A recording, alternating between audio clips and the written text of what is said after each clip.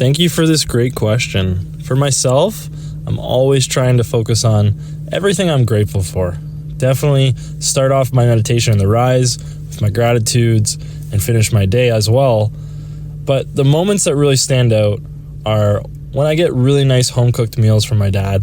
He puts so much love and joy into seeing others enjoy his food and see all that pleasure from having such a great meal.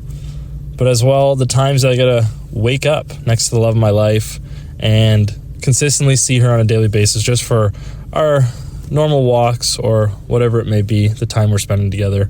It's just such true joy to be having that experience with someone who's such a true reflection of myself. And then the times I get to go out, play sports, have fun with others, and compete, it's really a joy to just have those fun moments. Thank you for this Mindful Monday question. 3 things I'm grateful for. Number 1, my parents. They brought me into this world. They gave me everything and more that they could. They gave me all the knowledge and wisdom from their experiences and tried to condition me to have the most success, safety, and longevity of a great life, and as well the values and principles to be a good human being. Number 2 is the love of my life, Monica. She's an amazing person, so intellectual, someone who brings out the best and the worst in the ways that makes me a better person at all times and keeps pushing me to always be the best version of myself. And number 3, I'm grateful that I woke up today, that I get to have the most amount of experiences with such beautiful people that I encounter, and no matter where I go, having that joyfulness, playfulness, and being able to share a positive and healthy mindset with others by being a pleasant and kind human being. Thank you for this great question. Now, it's definitely amazing if you can be productive in those spontaneous times when you're going through some tedious tasks and you have spontaneous delays that could happen in your life.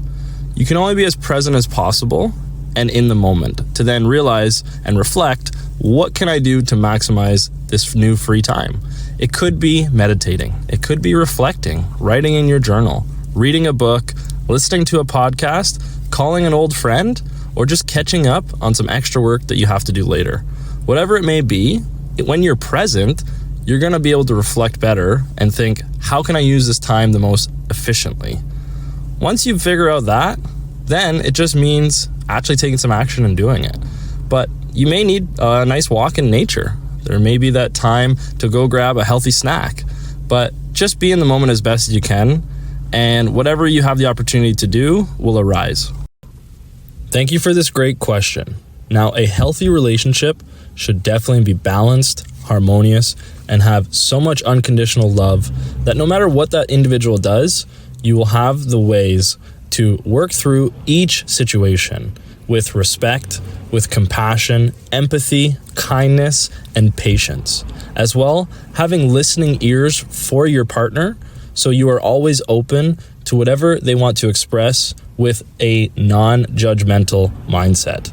You are open at all times for them to feel comfortable and grounded and feel in this safe space to be vulnerable, to have transparency, and to see that you have genuine, authentic compassion and kindness towards everything that they're trying to bring into the relationship. It's about being playful, having joy, being grateful for each other, having immense trust and respect and unconditional love. Thank you for this great question. Now, when it comes to love from my parents, they both showed it in different ways, but they both showed it in the way that suited them. My mom was definitely more the coddling type, loved showing affection, going to have that quality time for trying new food, trying new things, and going on adventures. Very spontaneous and lots of fun. She was there for a lot of my sports and drove me to so many places. So I'm very grateful and thankful for my mom always.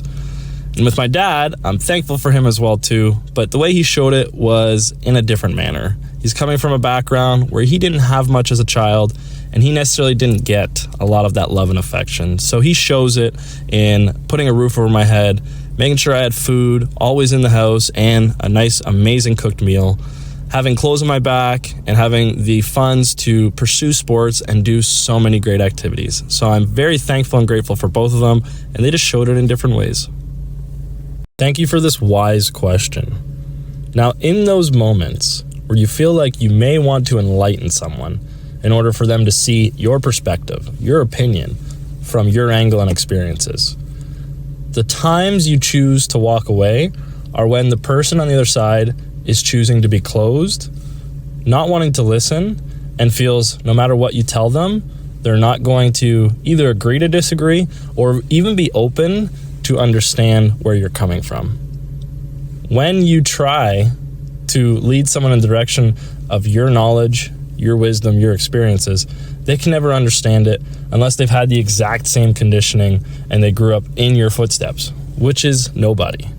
So going through those moments, if the person is not willing to be open, empathetic, compassionate, and a listening ear, then you're better off to walk away. Thank you for this Wisdom Wednesday question.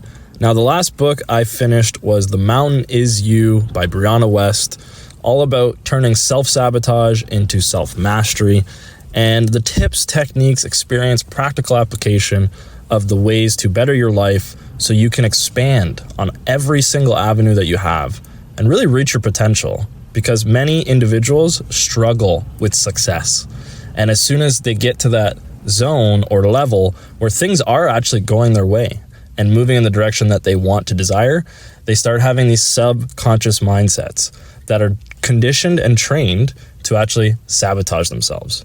So such a great read. I recommend it for everyone. I moved on to 101 essays as well by Brianna West, and this is something my girlfriend and I are working through together and having some quality time reading this out loud and enjoying so much wisdom from her essays. Hey Michelle, thanks for this great question. This is interesting because this kind of dives into the aspect of, are you creating your fate or are you living destiny?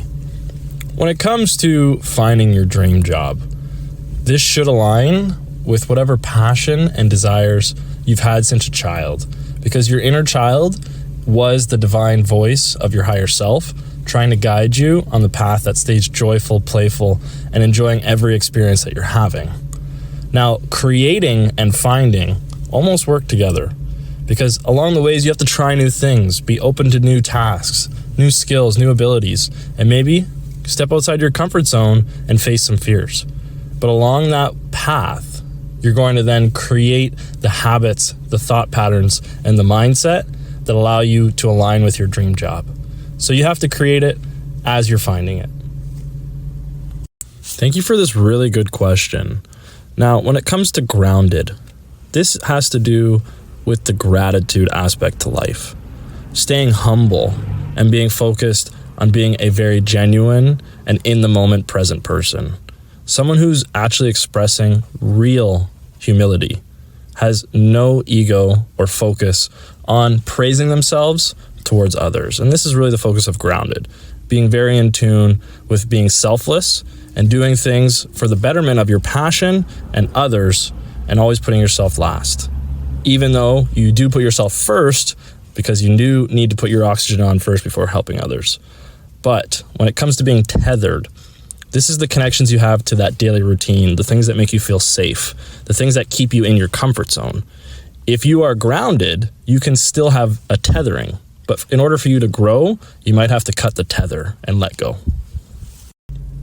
Thank you for this Mindful Monday question. Now this one's interesting, and I'm going to trod very carefully because I always believe I let others speak for myself, and I don't want to seem facetious. So I'll do my best to reflect on what I think I do well with and have some form of an understanding within a scope or a niche. For myself, I feel I've had a very in-depth understanding and overstanding of how to be present and still within myself. This is something over years I've collected from experiences, amazing mentors, diving into great books, and listening to some really intelligent people. But for myself, I just am very thankful and grateful that I've been led to this point in my life where I can have that stillness, can be very present, and maximizing all my experiences to the fullest. Hey, thanks for this question. I'm actually only using my iPhone 13 to respond to these questions and do my talks. Wisdom does an amazing job of making the microphone clear and precise, as well, filtering out the highs and the lows. So just use your smartphone and give it your best shot. But they're doing an amazing job on their end, and I'm just trying to do my best with my phone. Hey Danielle, thanks for this question.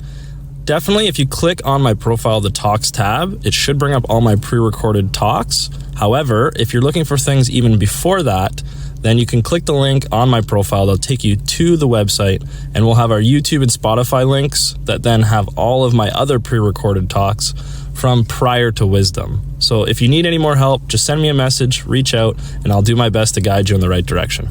Ciao. Thank you for this great question. I really like this one. This is a nice way to think about what I need to keep working towards and what would others around me have an opinion in guiding me in the right direction.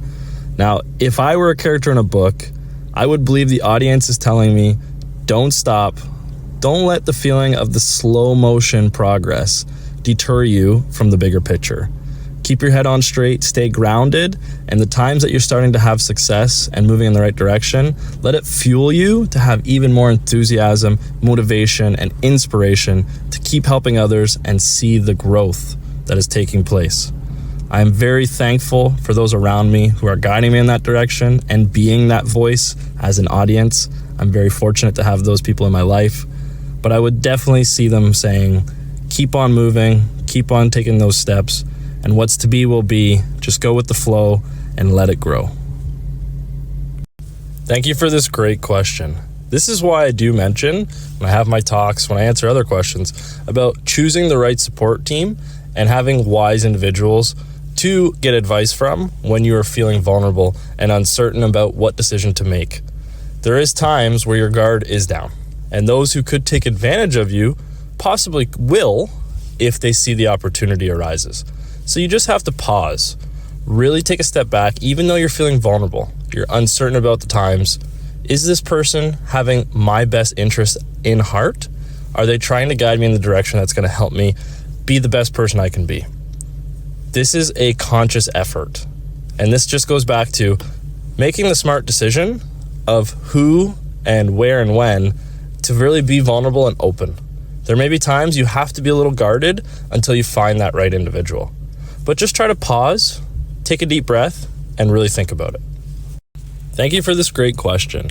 For myself, I really enjoy walks in nature, getting out into the wilderness as much as possible.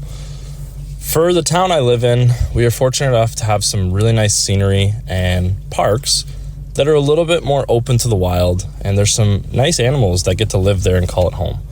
So easily for us, we can take a little 5-minute drive and go for a nice stroll where we may see ducks, geese, different types of animals of all nature, and it's just a really easy way for us to tune back in.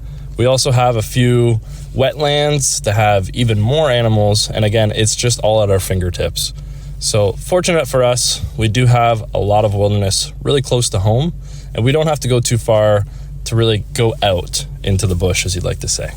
So just something close to home, we try to do it as much as possible, and it really does make a difference in your mindfulness walks.